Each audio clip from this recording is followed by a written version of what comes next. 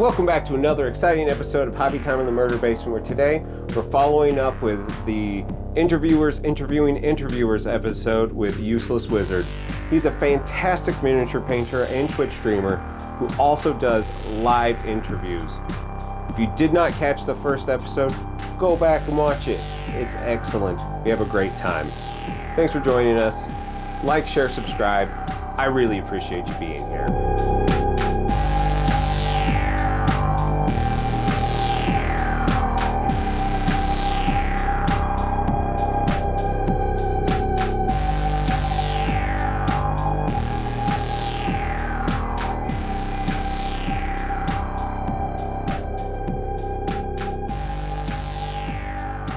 Dude, I need to get one of those fancy gaming chairs, or like one of those really expensive office chairs. Dude, I got so lucky when my wife when she closed down her shop. They were giving away all their office chairs, and so like I got like this $300 office chair, and I'm like, nice. It's pretty nice. It's very comfortable. It's very adjustable if I need it to be. It's excellent. Yeah, see, I want to get one of these. I want to get one of the ones that has the mesh bottom and back, and not a regular cushion, because eventually cushions go flat, right? The mesh doesn't go flat. Eventually the mesh tears, though. That is true. My wife got a mesh one, and it is finally, I mean, it's only like 7 years old, so like you're not supposed to get like a lifetime out of them, but yeah, her whole one side is all tore down. We got to get you a chair, baby. Yeah, I'm fine with dropping $300 every seven years. That's not so bad. Fine with that. But I really need to get a chair that's rated for 8+ hours, because the one I've got is just a normal office chair that's rated for like 2. Sure. So it's not designed to be sat in for 8+ hours. And because I work from home and I paint and I play games and I watch YouTube and Twitch from the exact same position, I'm here in this chair for 12-14 hours a day. Let's get way into the deep, dark, seedy secrets of being a part-time streamer all the time, sitting in the same chair person. And let's talk about our wet ass thighs, because like that is something that like I've talked with other streamers about. I'm like, do you guys just like about an hour and a half into your stream, you're just like drenched in sweat? And they're like, yeah, it's just something that happens. Well, I have my window open and I have a fan going pointed at the ceiling, so I usually have an active breeze going on. Nice. And because I use plugins in my OBS, and one of those is an active background noise remover. So what I did was I had the fan on, I had the AC on, I've got my computer on, I've got the gain where I want it on my mic, and there's still some background noise, right? Sure. I run this to set a profile for that background noise, and it's like, all right, that's what I want you to remove.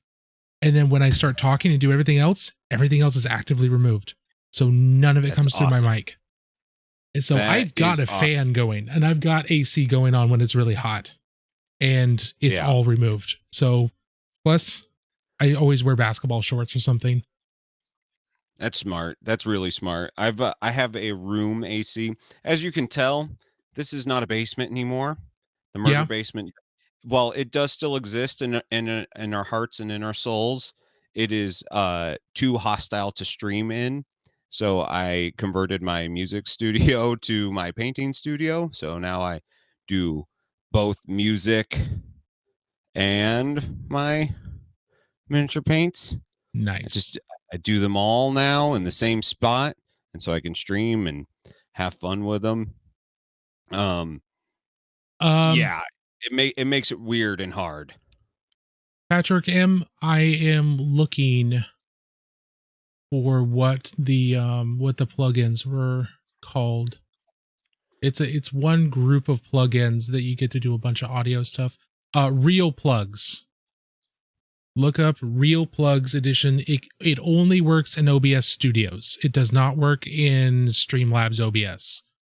Streamlabs OBS does not support plugins.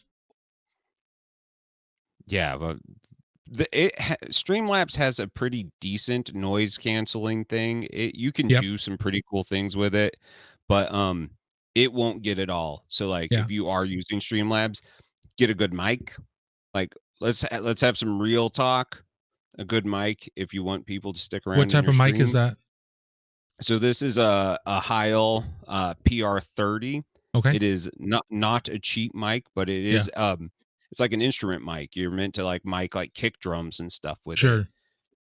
But like that means that I can talk with like tons of stuff going around me and you don't hear it because it has a very directional, but it's got a very big broad spectrum, so you can actually hear like a bassier voice like mine. It's important to get that part into the mix. Yeah.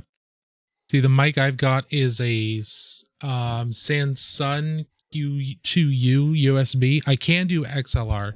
I just don't have anything to support XLR right now. But it's only a $60 mic. But I've literally spent 8+ hours fine tuning this and figuring out EQ just to get what I've got right now, which is it's fine. It's not exactly where I want it. It's a little, to me, when I listen to it, it's a little boomy. But you gotta turn off your subwoofer, man. You can't listen to your voice with a subwoofer.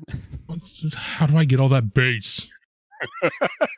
Gotta have that bass. So that's the one thing that I really appreciate about your show is that you actively are thinking about the end user experience, because you know that the people on Twitch who like, it's awesome that we have an audience and that we can do this live, but you know that is very fleeting. It sometimes isn't there. So it needs to sound good down the road. And I can't count the number of podcasts that I've like tried to listen to and I'm like, did you guys do this in a bathroom? Right? It sounds horrible. What are you doing? This is why it's taking me almost an entire year to start releasing my own episodes, because I've got all of this audio that was okay, and I had to figure out, all right, how do I compress this? Where do I need to amplify? Like, where do I need to like normalize? And how do I process this to remove some of these echoes? Like, it's taken a long time, but I finally got a process where I can get about one a day I can get done. But my God, it's taking the better part of a year to figure it all out. When I first reached out to you, you said, I was like, hey, where can I listen to your podcast? And you're like, I don't really like how the beginning's working right now, so like you can't. And I was like, wait, what? And you're like, yeah, I just like eventually I'll put it out online, but like right now it's just only live. And I was like, that is either the coolest thing or the worst idea I've ever heard. like it's so badass, but also like I'm literally missed like 40 of your episodes now. That is unfortunately true, but I've got 13 episodes out now. It's awesome. It's so good. It's so good. Just in case anybody else wants to see it, here is the link to the Buzzsprout website. You can find the Miniature Podcast on any of the podcasting platforms right now. Nice. But that's the central location. Does Buzzsprout cost money? Yes. You should consider using Anchor FM. I have thought about Anchor FM, but there were some ownership issues that apparently popped up for some people. Apparently I don't know if it's still a thing, but somehow Anchor FM can end up actually owning everything. Oh, which that's good to know. Was an issue for me. And maybe I completely misunderstood and the other people completely misunderstood it. However, I can upload 16 hours worth of podcast every month for how much is my plan? And there's no ongoing maintenance cost or anything like that, which is nice. I did Uh, Podbean for my first mm-hmm. podcast, and Podbean was really cool because for some reason we had an absurd amount of fans in like Russia and Oh like wow. we couldn't tell if it was like it was all nobody stateside, but for some reason Podbean was really big in Europe and in Russia and so we had this cool audience, but it was $100 a year. We never made any money on it. Mm. One of our podcast people, his house was getting foreclosed on. Oh It God. just it just became like one of those things like, why are we spending all the money on this thing? And we didn't pay it. Like we canceled the plan. And instead of them like giving us the time to like, finish the rest of our month, they erased our entire Oh my podcast. God. It was gone. Like, and I was like, oh, all of that work gone. And that was like, well, this is a good enough time to quit as any. Yeah. So Jeez. I'm using Anchor FM because it's free. And you Yeah. know what? If it ends up on, like if it's good enough that they want to keep it, it's good enough that they want to give me a little bit of money for it, which That's is more than I could say over my last one. that's good. Yeah, I'll look into Anchor FM right now because right now the plan I've got is $24 a month. Yeah, that's And expensive. because but yeah, and I get 16 hours of uploads. And that's because I came in with Pat Flynn's his link, which is normally Mm. only $12 a month, and it's $2 for every additional hour that you upload. So if I've got Uh, more than 16 hours, I can pay a little bit extra. But there's no monthly maintenance costs. It's unlimited storage, full stats. They do all the syndication. And they've that's got pretty huge. they've That got takes lots a of stuff. while. Yeah, they Yeah. do all the syndication. It's been super easy to get on all the directories. It's just taking a little bit, but I'm pretty happy with what they've given so far. But if there's definitely an objectively better option, it's something worth looking into. But I mean, right now, I don't think any of them are bad. Like, I mean, I think yeah, that, like, even Podbean, people are saying is pretty good right now. hmm There was a period point in time when they were kind of the only game, and it was like them and Libsyn, I think, was the uh big huh, one, and they were way too expensive. yeah, But like these are the hard parts about content creation. Like when I was talking with Sam Lenz about him starting his Patreon, he's like, where "What does do he I host his do with my?" videos? Yeah, and he's just like, "It's too expensive," and I was like, I remember when the MIDI Wargaming guys were talking about how expensive it was for them to host their videos. It's It's like, because Vimeo is something you have to pay for your videos to be up. right. It's And hard. so you can put them unlisted on YouTube Hmm. and that's not ideal, but it's also like the only like I would love to say that every single one of us is like completely supported by our creative endeavor. And the real truth is that our creative endeavor costs us way more money than we will ever bring in. So you have to find the tools that can balance those two Yep. worlds out for you. And so when Sam started doing his Patreon, he didn't know what he was going to do. I was like, dude, you need to just do it though. Like that's part of this. Like he was like, I don't want to do something if I'm going to do it wrong. I'm like, you can always adjust it on the fly. Like, who's going to call you out? Like, at this point, everybody just wants to support you, and you're kind of in like a pinch. Yeah. And it's great to see the support that he's gotten. And his YouTube channel's doing great now. Like, Oh yeah. out out of this weird movement, he has a whole new avenue of content. And I don't think any Patreon fan is going to be mad that someone else is getting their videos because like they're like 3 months old by the time Yeah. they hit the regular Well, person. a So lot of YouTube channels, they only pay, the videos are only out on Patreon a week early. Sam's doing, like you said, multiple months. yeah. So, I mean you get he access to built the like thing. he had like 60 videos or something, I think, if I remember right. It was like Yeah. a huge body of work. Yeah. He's And got I a mean, lot, and he's continuing to make more. yeah, Like, and so, like, when I look at, like, subscription fees for my thing, I'm like, I could pay for that, or I could use that money to give to, like, someone else's Patreon. So, like, yeah. I give Sam, I back Sam, I back Duff, like, Yeah. these are people. Uh, I'm gonna be backing Zambies soon, because Zambies has a Patreon, and if you've ever wanted to What? support someone, Patreon's the way to go. It's the way to give money. Not to throw shade at Twitch. Like since we're in the mire of what it is to be a content creator and a streamer, Twitch is one of the worst places that you can give money to your content creator. If you want to Using their support them, methods, absolutely. yeah.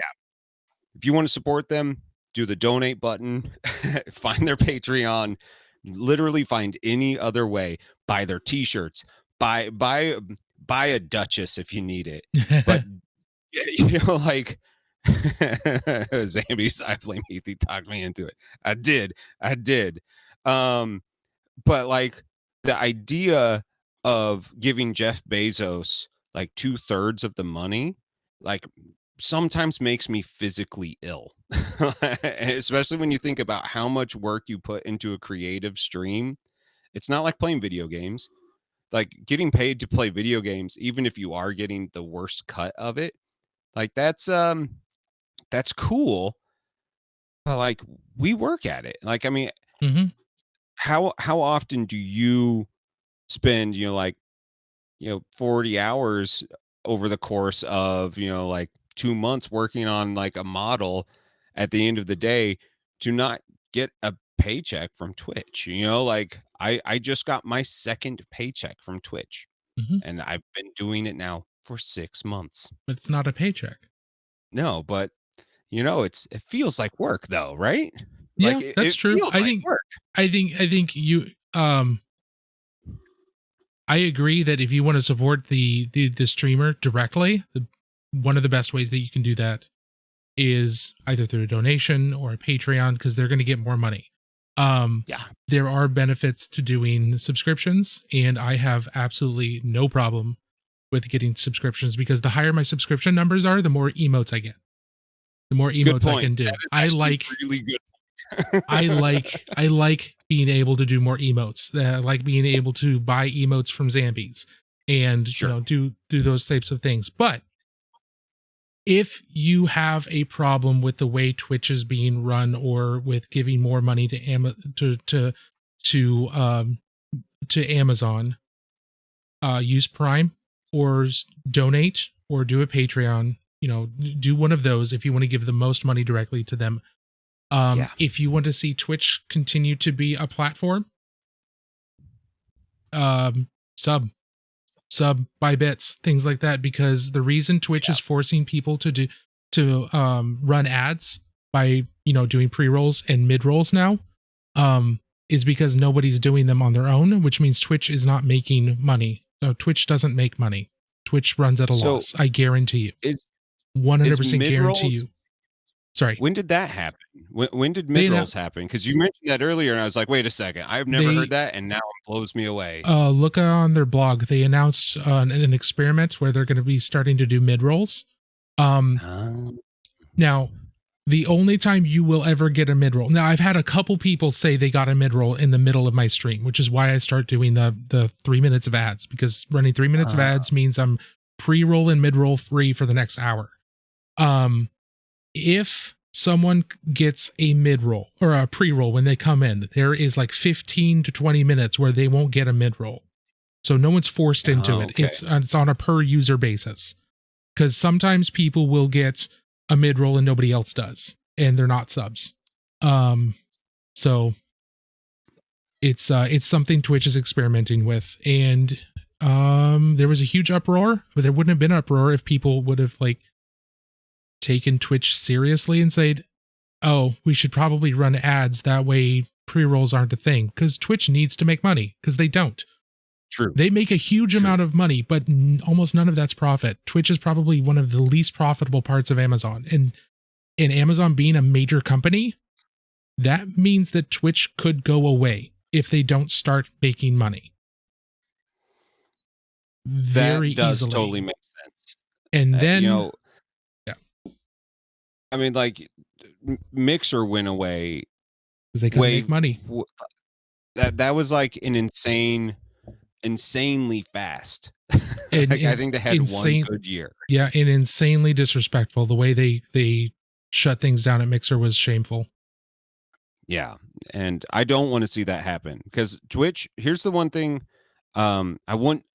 I keep on wanting to circle back around Hmm. to talk about you and your history here, but like one thing that I have found out about the different platforms is having a built-in community is huge, Yeah, and you do not have that in YouTube, and you don't have discoverability really in YouTube for a live stream. So like I you completely disagree with you. Really? I do. Because I don't even know where to find people's live streams when I'm going to look for it. It always feels like You it have to go is to in you have to some go to place. YouTube Gaming, because that's where all the live streams are going. But Okay. if anyone who has a live stream going that are part of my subs, like any of my subscriptions, their live Mhm. streams are at the top of my subscription tab.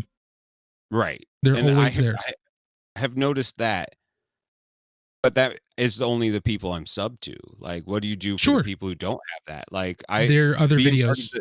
the YouTube brain trust, like Hmm. you see like 100 streamers in there and YouTubers Yeah. that like most of them don't have over like 300, subscribers. Like, Hmm. how are you going to find them? And like, how are they going to break through the noise? And it feels like you need a tool, like Twitch. Twitch for me is my tool for everybody to find me everywhere else because How? people can There's find me no here too. discoverability on Twitch at all. But There's no every week there's I get new people because of Instagram, because of Twitter, like Right, it's this because of Instagram and multi-tool. because of Twitter. You're using Yeah, other platforms that have discoverability to bring them into Twitch. You're not How many people come from your Twitch and go to your Instagram, go to your YouTube and go to your Twitter? How many people leave your Twitch environment and go to the other ones as opposed to people coming from the other ones coming to Twitch? it's pretty common because like my Instagram was woefully undervisited by other people. Okay.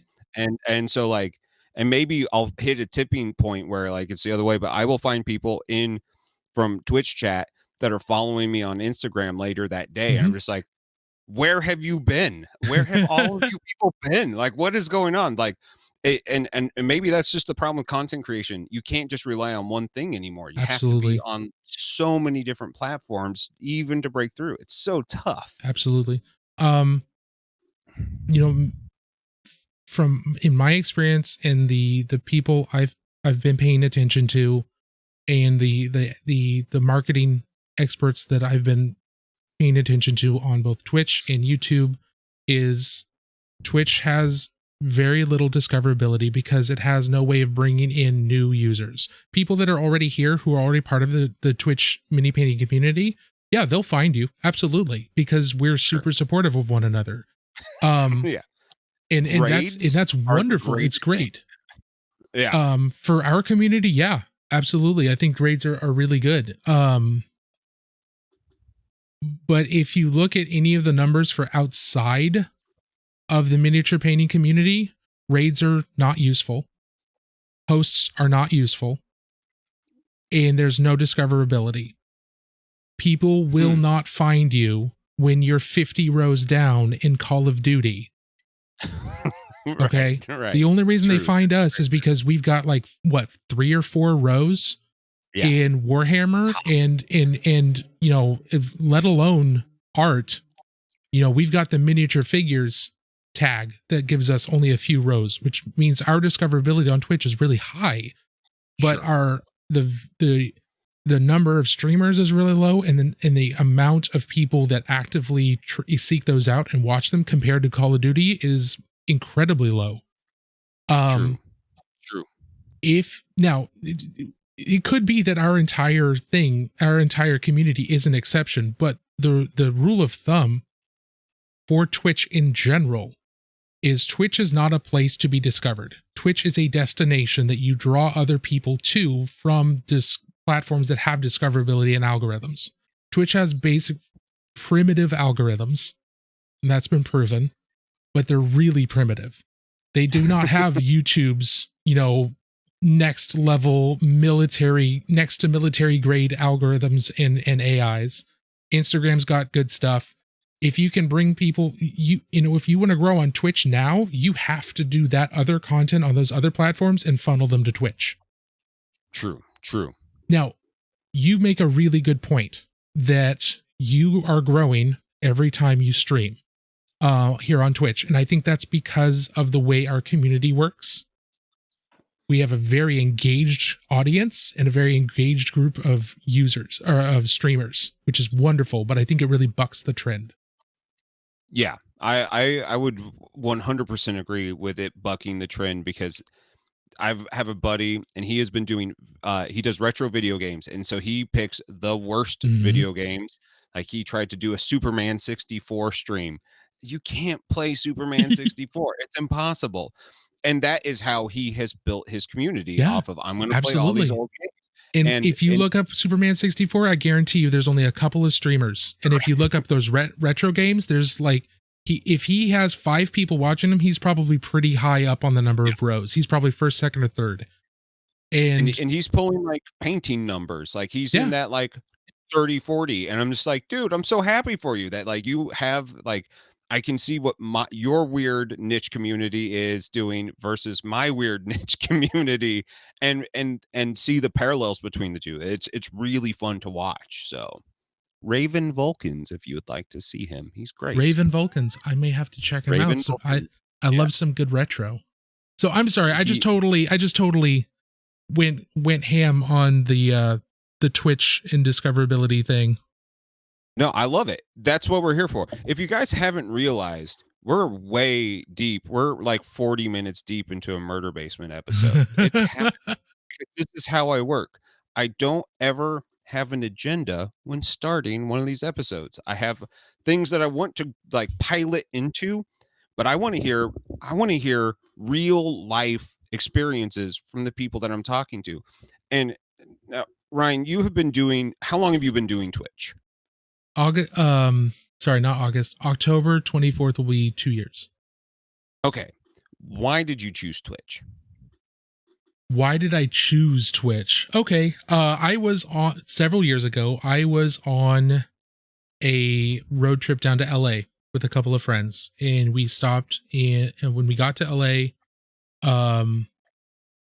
I broke open my laptop and I wanted to watch some YouTube, and I saw that Next Level Painting announced something about him being on Twitch. And I was like, what do you mean he's on Twitch? There's no mini painters on Twitch. Kenny did the same to me. He was my first person to watch on Twitch. Yeah. And I got sucked in. I started watching him, and at the time he was part of Brush Lickers United, a stream team that with a bunch of other Twitch streamers like Salted Chef, who else? There's just a bunch of people, most of which who don't stream anymore. Which is normal. A lot of people start streaming for like 6 months or a year and they're done because it's too much and they can't keep up real life. That's fine. Yeah, it's just normal. Like Salted Chef, I don't even know if he has a channel anymore, but I used to watch him all the time. And on this trip, I would spend, every night that we stopped, and if we were there for a couple of days, I would spend hours watching. And it's like, this is awesome. Now, 9 years ago, I had a YouTube channel of my own where I taught people how to paint. I did tutorials, stuff like that. And this is back when Mini Wargaming had like 40,000 subscribers, and Lester Bursley and Wargamers Consortium were big. Like I was in that group of people. And I got up to like 2,000 subscribers, and it's still pretty close to that right now because no one's bothered to unsubscribe. In the almost decade, right? Yeah, in the almost decade. And I wanted to start doing content creation again. And I was like, I don't really want to do YouTube, which I've changed my mind. I'm planning on doing YouTube again, although I say that every couple of years. And I saw Twitch as kind of the next thing. Like this is YouTube took a while to blow up, and now look at it. Twitch is going to do the same thing. And I still believe that if Twitch is around 10 years from now, it will be the miniature painting community on Twitch will be absolutely gigantic. I firmly believe that. I think YouTube will overtake Twitch as a live streaming platform very quickly within the next 2 years. I think it will outstrip it because there's some very specific UI changes that YouTube can make that will completely destroy the ease of using It'll make it much easier to stream live on YouTube, and I think that's going to happen. But if it doesn't, Twitch's community will be huge, and I plan on being around for that. I wanted to make content again. I missed making content, and it took me several years because I had to get a better job where I made more money so I could buy a high-end computer to actually stream, because I tried streaming off my laptop and I got like 12 frames per second. It was just not something you can do. Man. Yeah, it was bad. Dude, I did a music live stream on Twitch when it was still Justin TV, and it was on my old laptop using basic OBS, and everybody was laughing because it was like I was doing the robot. Because if I hit 10, it was and like the music came through, and that's all I cared about. I was like, okay, at least the music came through and they could hear it, but like visually it was garbage. Yeah. Absolute garbo. Yeah, that's exactly how it was. I'm like, well, I can't do that because painting kind of requires good visual. So it took me a couple of years to really, have it in the back of my mind. I wasn't really super dedicated to it, but after a couple of years, I managed to save up enough money, got a really good job, which I still have, and good. Really been enjoying it. And finally built a computer that is fully capable of streaming Twitch, and got my cameras and started. Now, I wanted to have a purpose with my Twitch channel. I didn't want to just sit and paint. I wanted to be a resource again. I wanted people to ask questions so I could share my 20 years, but 15-ish if you take in the breaks, 15 years worth of painting experience, and also take people along on my journey of reclaiming my joy in painting and the mental health benefits I received from painting. Because a little bit of backstory here. In 2018, I had spent lots of hours on a project. And when I showed it off to somebody, they said it's a good start. And I had spent like 20 plus hours on this miniature. And to me, it was almost done, but they said a good start. And that hit me in a really vulnerable time and just destroyed my emotional satisfaction that I was getting from painting.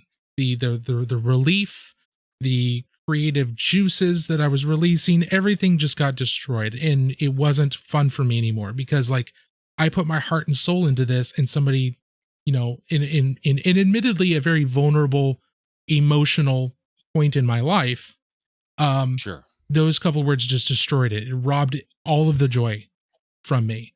And I wanted to not be just accepting of being mediocre.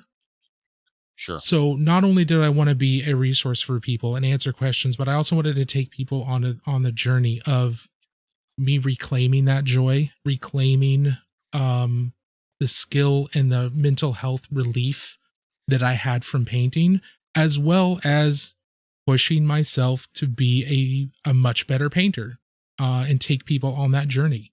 So that's kind of what I started. There were multiple reasons, but here we are. Did you find the reclamation of the joy of painting, or did you find something that you didn't expect?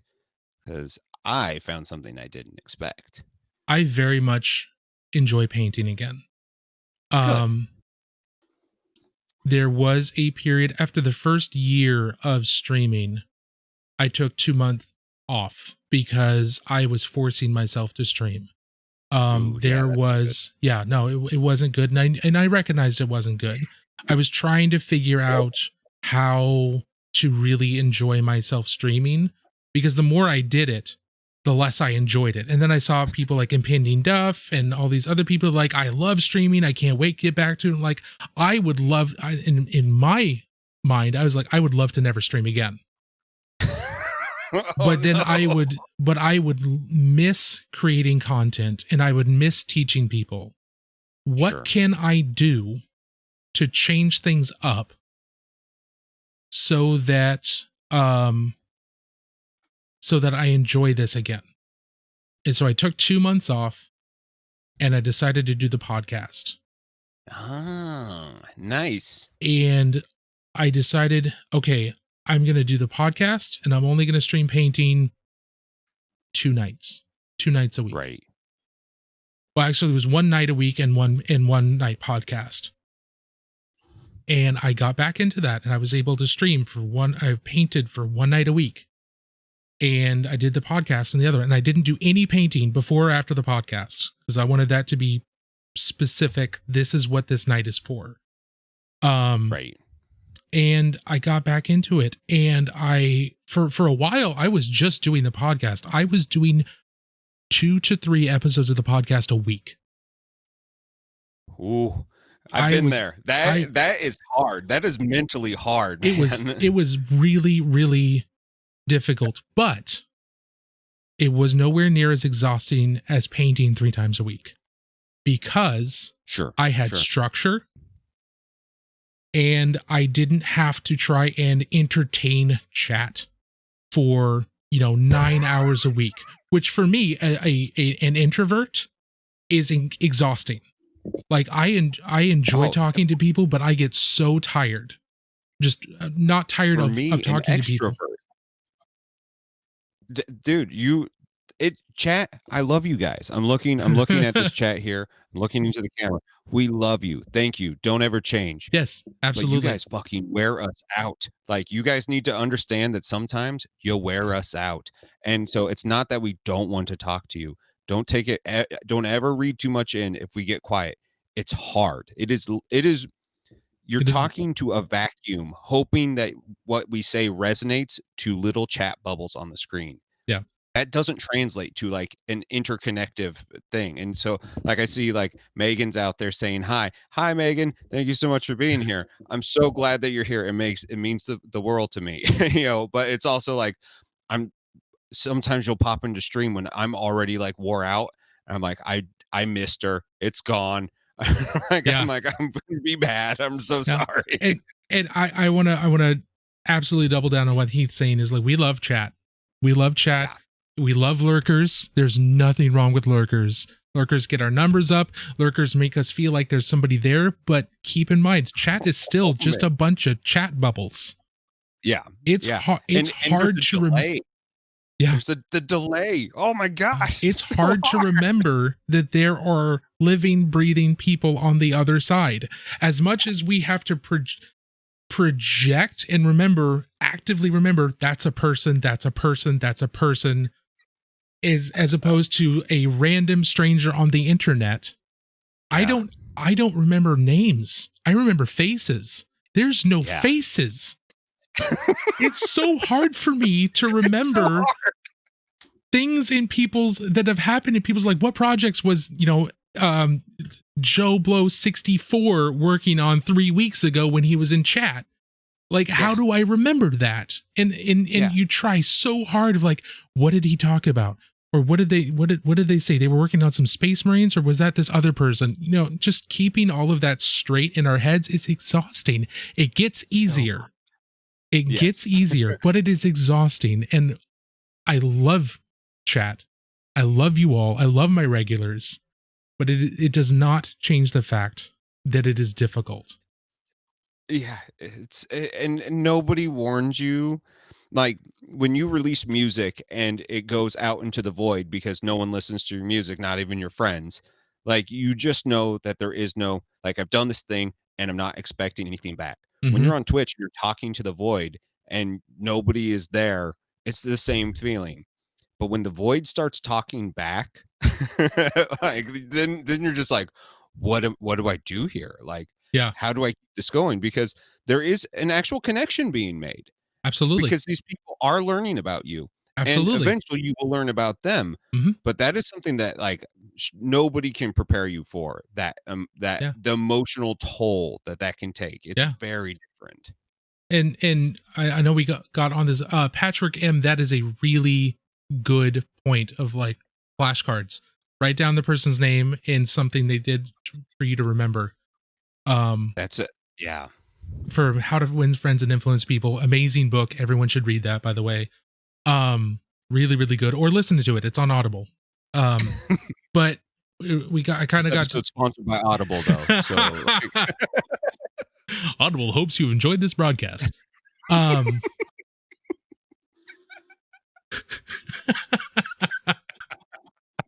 I listen to way so much Audible. It's not even funny. dude, oh my God, me too. Me too. I got off onto this little track because I was trying to figure out a form of content that I could do that wouldn't be mentally exhausting. And that's how I came up with the podcast, because I had listened to so many people who had done hobby podcasts and actually tried to talk about painting techniques on their podcasts, and to little avail. It doesn't really work that well. It can, Sure. but I was also trying to figure out what can I do that is different, that is not going to exhaust me, and that I'm going to get value out of, and somebody else is going to get value out of. I love going to Adepticon and places and other conventions and just sitting down and talking shop and asking questions of people that are much better than me. So I'm like, okay, I'm going to do that. But what questions? And then I listened to the Havoc Cast, who you know. Dan's great. Yeah, He's Dan's fantastic. And he's got 20 questions he asks everyone, or he did at the time that I was listening actively. I'm like, I'm going to do that. I'm going to have a list of questions that I ask every single person. And that means I don't have to prep a list of questions ahead of time, which means it's less work. So it's going to be less exhausting. Everyone's going to have interesting answers because everyone's going to answer things differently. This is my chance to ask questions nobody else asks that, I don't want the answer to, but if other people don't want the answer, that's fine. This is my show. Right. And just all of that planning and then starting to do that really got me back into a place where I could stream happily again. There's still days where I just need to not stream, even though I'm scheduled to. I'm just like, I'm mentally not capable of doing that today. And that's happened. But I've been a lot more consistent lately. And that's a huge win for me. And I've been a lot happier with my painting. I've been a lot happier with my content creation. Good. Yeah. I love Twitch. I love being able to get on, I do it on Sundays while my wife's at work, because if I don't get myself to do something and I'm not feeling up to doing anything, I'm just going to sit and fart into the couch all day.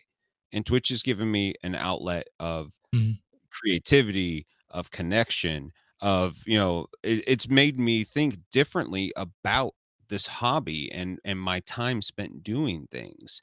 And I always encourage people to try Twitch. But I feel that, like, while we are so altruistic and happy and supportive of trying Twitch, everybody should be known that, like, Twitch is hard. Like, and if somebody is having a rough time, you shouldn't be on Twitch. Like, don't do that to yourself. And if you are in a bad place thinking Twitch is going to fix you, that's like a married couple, having a baby trying to fix their marriage. You've created a thing that has wants and needs, and it puts a lot of pressure on you. What do you do to keep the pressure at bay when you're streaming? Like, how have you managed to negotiate these things besides having a schedule and splitting up your days?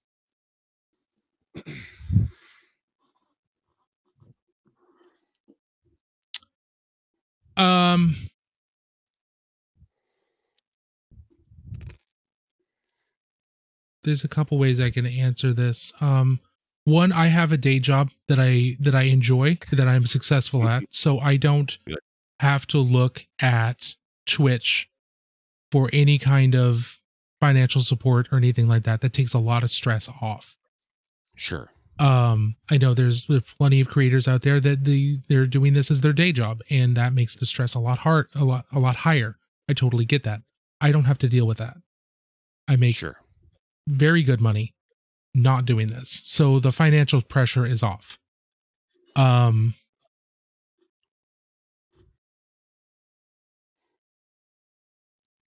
As far as, growth and feeling like I'm continuing to grow and being successful and offering value to people, the podcast has helped with that a great deal because it's something that I know is valuable.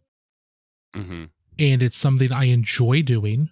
It's something that's not just valuable to me, it's valuable to the people that listen or are there for the live recordings. So I'm not as stressed as about providing large amounts of value in the other streams, just the painting streams. I want to, but you would be surprised at the knowledge that one thing you're doing provides a huge amount of value, how much stress that takes off of you. Mm-hmm. If I was not doing the podcast and I was trying to deliver value and I was just doing the painting streams, I feel I'd be incredibly stressed. I don't feel like my painting streams offer anywhere near the amount of value the podcast does. That's from my perspective.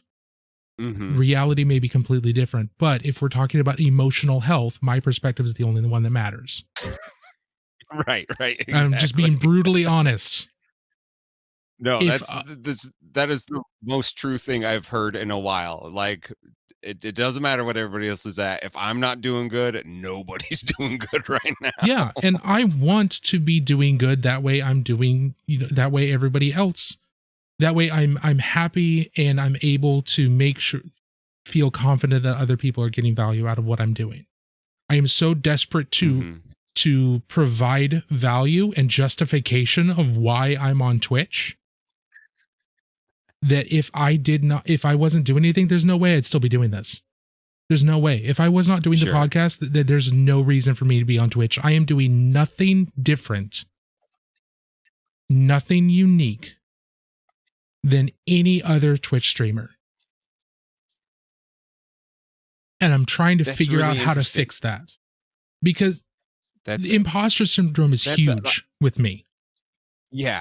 Yeah, well, and I think that's just like streamers in general, because like we're put with this impossible equation of like good content versus value, and who's to say what's valuable or not? Mm-hmm. Like, who's to say what people are there for? Like, I don't think anybody is there to watch me paint a model. I think they like that I do paint models, but I think that people hang out with me because I think I'm funny, and I think some people laugh sometimes. But like, I basically run a pirate radio station on on mine, and it's 3 hours of Heath listening to 90s industrial music, and weird punk rock, and I do it because I'm gonna do it until Twitch tells me not to. like they literally can't hurt me, so why not do it? And we sit down, we talk music, we talk shop. Sometimes we get political, even though I try to avoid it because you never know where it's going to go. The value for me and my audience, I think, is that everybody's just like has this thing where it's like, oh, I remember the 90s. They were weird. What a weird time to be alive, And like, it's something that you just don't get that anywhere else. You can watch YouTube videos, and it isn't the same as hanging out with somebody listening to the Dead Kennedys and just laughing about how bad they just messed up whatever they painted. I don't know. There's something about that, and that's when I realized that value is so different depending on like literally whoever you're talking to. Absolutely. You can't just say like, I'm going to be the best painter on Twitch. Like, what does that mean? And what are people actually learning from watching you paint on these like really tiny crappy cameras? Like, are they actually seeing things? I've looked up and been like, this looks amazing on camera, but it looks like dog's nuts on every person. Like, this is the worst thing I've ever seen. Yeah. And I think you make a really good point that value is completely subjective. But to me, consistency and like a goal is important to me. Like if I can't provide value to everyone, right? Like I'm not the best painter on Twitch, but some people aren't looking for the best painter on Twitch. I can provide some kind of conversational value or, that kind of value for them. I want, they are spending, our viewers are spending the most precious resource they have in this entire life. They're spending their time with us. 100%. They will never get that time back. And I'm so sorry. Yeah. So like, it's like, I don't want to have to feel like I have to apologize for people spending time with it, but I do, because like I'm doing okay to high end paint jobs and on these miniatures and nothing else. Like I am totally fine. Like when I paint miniatures for myself, I am sitting in a room listening to a podcast. I am silent. Everything is happening in my head. I am completely silent. And if I felt like I could do that and still provide value to people on Twitch, I totally would. The truth is I can't. So I have to talk. We need like the MTV2 or VH1 pop-up video thing where like it's just like whatever our thoughts like just pop up on the screen, like implants. We need them because I'm with you. I have so many good thoughts in my head that I don't know how to vocalize. Mm-hmm. And especially when the pressure, when you're in the moment to like feel like you have said it correctly, right? It's so frustrating. Yeah. Yeah, I think that would be really cool, except that I would probably be banned off of Twitch if anyone could read my mind. So I'm just not, that's not something I can get behind. But you're right. Being able to, the skill of being able to verbalize your stream of consciousness and still self-edit, that is a skill that is very difficult to build, but is an incredibly valuable skill to build.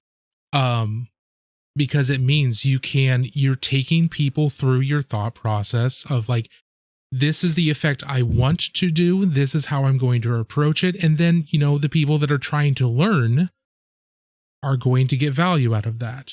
Other people who just want an interesting conversation, they're not necessarily going to get value out of that, which is why, you have discussion topics, things like that.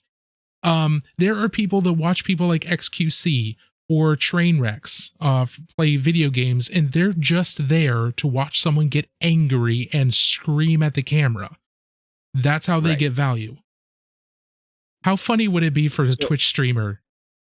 Like their entire stream is them painting and swearing and screaming at the miniature. I think there's like this is stupid, and just watch them throw it against the wall. I think there's an audience for that. It's not something I'm going to do, but I think there's potentially an audience for that. Well, so I told Zambies I was going to mention this tonight, and I think one of the things that I've considered a lot is that is topless male painting, where like we just like paint like shirts off and just go and we just like big hairy dudes having fun slinging paint, because I think that we need to bring light that there's a huge double standard that happens in the Twitch community versus women streaming and the things that they can't do and all the restrictions on their body. And we can literally be things that nobody wants to see. Nobody wants to see this. You see how white this is? It's completely dark. This is my fluorescence. You don't want to see that in the middle of the day. I work hard on my pale. Okay. I have worked so hard on my pale. I got to show this off. Yeah. I want to do something that makes them realize that they're being too harsh on women. And I would like the art community I would like them to lighten up on the art community. Specifically, like we can't paint models that have female nipples. It goes against you can't show any nipples, male or female, on Twitch. None. Okay, well then we'll have to put none at all. Have to put or feet. You can't show streamer feet either. The feet is that is a very weird thing. Yeah. And I'm just like, They had a if massive we, problem with foot fetish people years ago, so that's been a thing. I mean, it's a thing everywhere. Have you been on Twitter?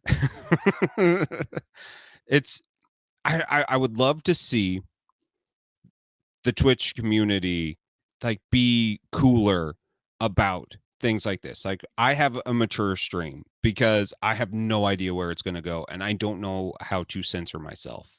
Mm-hmm. I know I can avoid models with nipples and play terms of service as well as I can, but like we could get away with like dudes just being and streaming without shirts on I need to and look bringing. at TOS. I could have sworn it was all nipples, but dude, I'm down. I'm even down for doing pasties. Like whatever we got to do.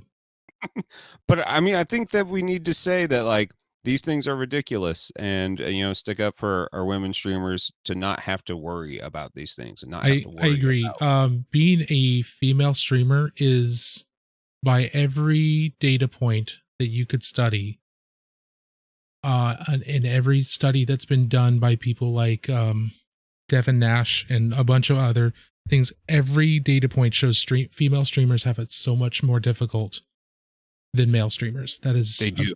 That is an objectively data driven, provable thing. And it's I've ridiculous. seen so many. You see so many cool things happening for female streamers, and you talk with them outside of the stream, and like you have I mean, Zambies is in chat. Eeny Meenies. We have these super strong women, and then you ask them the shit that they have to deal with outside of it, and it's just like, really?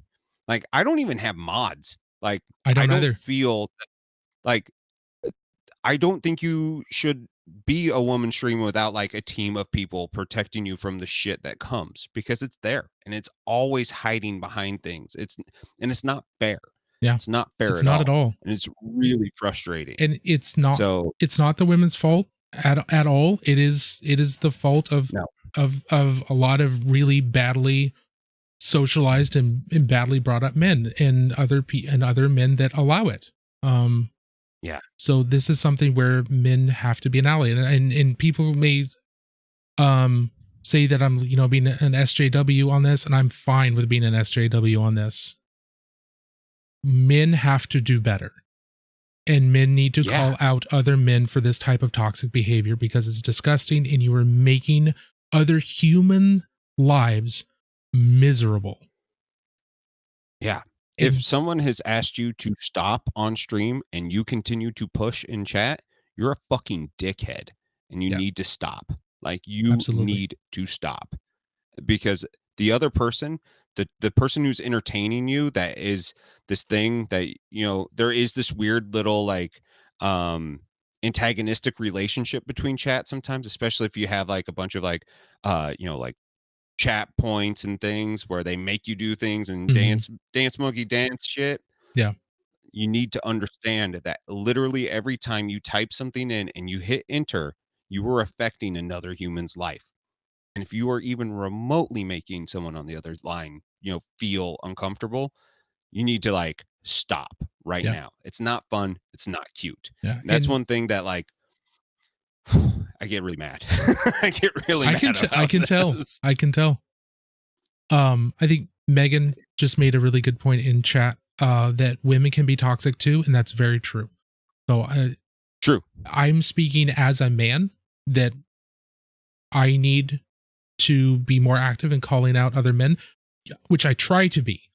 I very rarely have I seen a whole lot of toxicity in the channels that I hang out in. The truth be told, I don't hang out for long periods of time in any channel.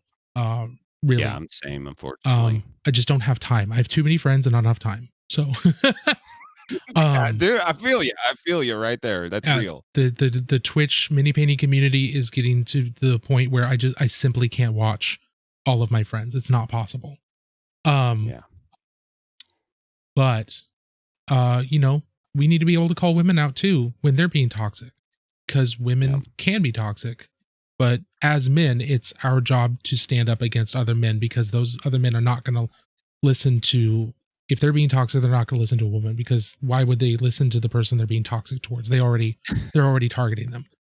So It's part of their fetish. I mean, and I just unfortunately, don't get that. That's so it's a power sad. fantasy, and you see it happen all the time. And like I haven't seen any women straight up being toxic. I've seen challenging women in chats, like that has happened. That's a very real thing. But I've never seen the like the same level of like kind of sadistic Hmm. fantasy shit happening with women. If it is, women and men have very different sadistic fantasy things happening.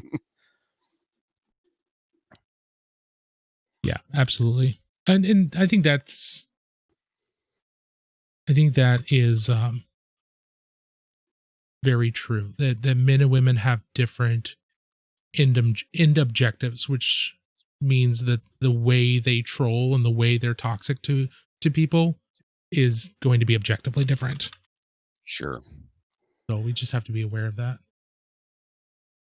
One of the things I like to ask, because we're reaching the time where we should probably be wrapping up our chat, Okay. because this is going to be a very long YouTube video, and I'm thrilled that we were able to do this. I'm so excited that we could do, finally connect. What's your future for your stream? What's your future for your podcast? Like, what's your big, hairy, audacious goal? What do you want to see out of What is this? my big, hairy, audacious goal? What do I want to see out of BHAG, this? the BHAG, coming from the My old school sales, always be closing. Mhm. This coffee's for closers. All right. What's your BHAG? What's my BHAG? For Twitch is to be around years down the line, and still, have a healthy community. I'm not interested in being partnered.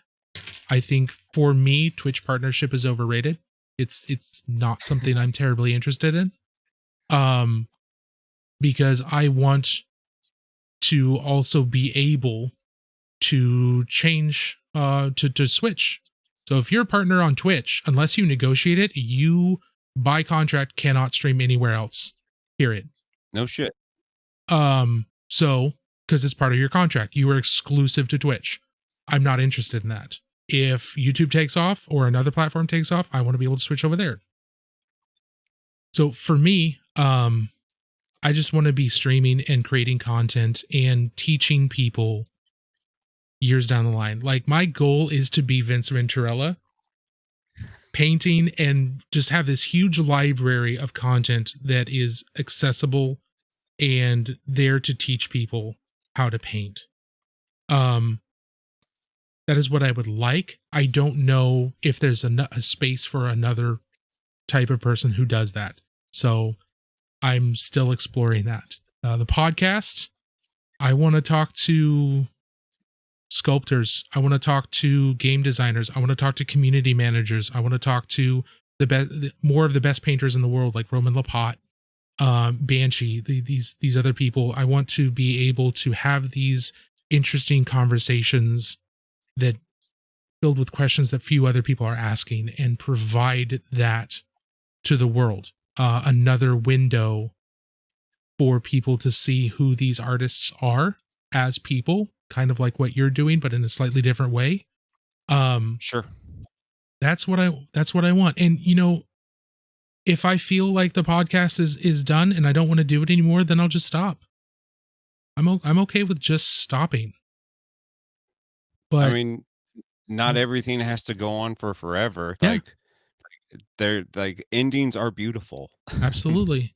My big fat hairy goal ultimately for everything is to be able to teach at conventions, be be able to do things with the community and within the industry, and have good friends who are part of the industry and part of the miniature painting hobby, and be one of those people that people know, like who Roman Lapat is.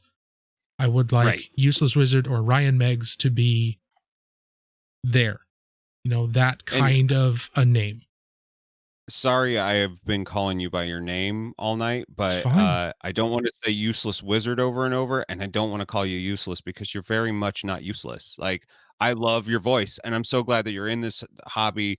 And I when I realized that there was another podcast happening, and I was like just starting mine, I was like, oh shit. Like I hope he doesn't think I'm gonna like encroach on his territory. And then I creeped on your streams and checked some stuff out. And I was like, well, we're doing something very different. So Yeah. I'm feel comfortable enough to reach out right now. I definitely when I saw that you started doing your podcast, and I had stuff that my stress level spiked. It was like, oh my god, there's somebody else. Same thing with Vince's talking with talking with His the artist ones. Yeah, his artist ones. I was like, oh no.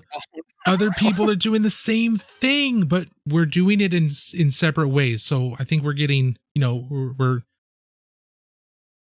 there's enough buffer area with the way we do things that it works. But I'm not gonna lie, my stress level just popped super high when I started seeing people doing that. And it's not your fault.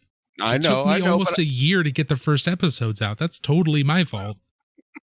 But there's something to be said about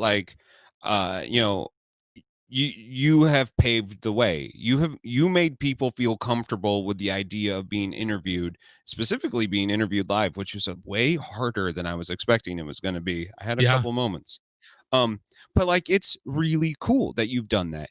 And it always takes that like paradigm shift of I'm going to try something different and I'm going to be the first person doing it this way to show everybody else that it's all right to dance this way, and that's what you gave me without you knowing it, without us this is like the second time we've ever talked. So I need to thank you for being brave and trying that, because I got to see that it was a format that could work. Thank you. I did not realize that. I very much appreciate that. And totally not lying. This is something that like I try to be like very impeccable with my words. And once I realized that you were doing it and we were doing it very differently, but like it did like some research and I was like, oh, he's been doing this for a long time. I need to make sure that I respect the path that's already come, because, like you just can't have everybody doing the same thing. Like there's no reason for it. And it would be really disingenuous. Like it would be really boring. yeah. Well, and I can't follow a script. I'm a shitty actor because like I need to just follow where the conversation goes. Sure. Like I can't do those things. So for me, you've actually allowed me to practice my BHAG, which is turning this into a thing where, and maybe you get multiple people on stream, maybe, but you turn it into like a politically incorrect Bill Maher type round table conversation about stuff. And you just get people, hobbyists that you admire, that you don't know, it doesn't matter as long as they have something valid to say and can defend their points. And you just pit them up against each other, and hearing you talk about your feelings on Twitch and and like you were very impassioned about it going away, and it makes me think very differently. I'm like, still give me money on my Patreon, but like, if you want to throw me subs, it's pretty cool, I guess. Yeah, no, and I totally get that. I don't know. I have a very, as much as I think partnership is completely overrated and basically only for very few people anymore, just because of the benefits you get are fairly low. I still very much want Twitch to be around, and I want them to be better, and they're not being better. So I don't want them to go. I don't want them to go away. I want them to be around long enough to where we get new CEOs, new people that aren't completely invested, that actually care, because their stock options aren't based on like the last 10 years. They're based on the next 10 years of what they get done. I want it to be around that long to where we get a new group of people in who actually care and want to do things right, because their stock options are completely based on that. And we have to support Twitch until that happens. And there will be a time where we're just like, nope, it's just done. Is non-recoverable. Get out, run. And we may hit that, and that's fine. But I don't think We'll all be on abandoning Facebook Live for some reason. Facebook Live is not doing badly. It's nowhere near as good as YouTube, but like I don't know if this number is going to mean anything, but Twitch is losing market share at 4 to 5% per quarter. I'm sorry, 3 to 4% per quarter. That means in a year they're losing up to 12% market share to YouTube and Facebook Live. If you were in any other business, that means your ship is sinking. You are failing. Is that all post? Is that post COVID like losing, or is that from before COVID? No, that's the latest. That's the latest couple of quarters. Because I could see it. I mean, because there was a huge spike at COVID, a huge spike in new people, absolutely, and yeah, and you aren't going to keep all of those people, unfortunately. Dr. Tentacle, I'm sorry, Twitch does not have anywhere near the market penetration that people think it does, and Amazon is not doing anything with Twitch. It's very true.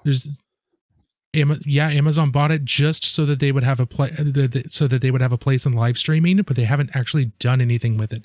They're starting to. Twitch is now able to tap into Amazon's ad revenue or ad pool. So we're going to start seeing a lot more ads, because that was a huge problem Twitch had for a very long time. They did not have anywhere near as many ads as they needed to surface, which is why we got the same ad 5 times in a row. You'd get now we get condom ads. Yeah. Which is because it's in there, but Amazon has not done anywhere near what they could be doing with Twitch, and it's because Amazon and Twitch's executive teams are completely separate. Twitch is basically a wholly owned subsidiary. Like they are their own thing, owned by Amazon, but Amazon doesn't actually F with Twitch like at all. Like there's almost no going back and forth. There's almost no communication. Twitch is its own. Such a Microsoft thing to do. Like, why would you buy something and not play with it? You know, it's just because it gives you a place. Weird. Weird. They could do things. And yes, I'm probably definitely missing things. Dr. Tentacle, you're right. I'm probably missing quite a few different things. Dr. Tentacle's hilarious, by the way. If you've never actually sat in on any of his streams, I haven't watched any of his streams. He tried to name one of my songs "A Fart in the Wind," and I will always remember him for that. It's awesome. They just launched their game streaming and tied it to Twitch. I'm gonna have to look into that. That would be interesting. Prime is probably one of the best things that they've done. Doing the Amazon Prime and attaching that to your Twitch sub, giving a free Twitch sub. That's huge. That was a massive thing. And it feels so good when someone uses that one free sub that they have a month to give it to you. That's like a really real. Good. It's like getting a hug from a friend. It's nice. It's very nice. Absolutely. It's really nice. Well, sorry, I just went off in another I love it. There. I love it. I'm 100% here for it. We'll have to do this again. One of my favorite things is that just when I think that there's nothing left to talk about, you uncover another rock with some other cool stuff there. I mean, like this content creation hobby that we have is so fun, and I encourage everybody to try it. But I also encourage everybody to go in like understanding that it's not going to be easy, that there's going to be some hard times, there's going to be some highs, there's going to be some lows, but I wouldn't change my time in this hobby at all.